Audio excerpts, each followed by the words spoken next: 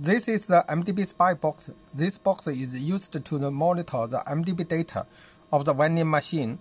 We can connect it to the mdb bus wire, one end to the mdb and one end to the computer. And now we start to monitor the necta coffee vending machine. And we use the PC serial tool. And we need to select the right COM port. For my computer, it's the line. And start to open the box. Open the COM port. We'll start to data recorded. We stop it to stop. The left side is the data from the VMC. The left side is data from the VMC. And the right side is the data.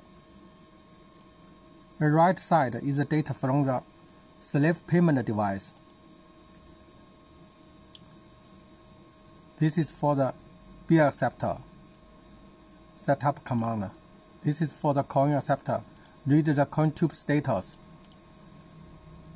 This is for the bill acceptor. Okay, we start to monitor again. Can insert a coin.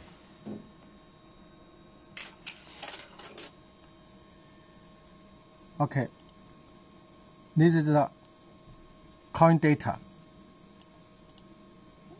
We can see the coin tube status.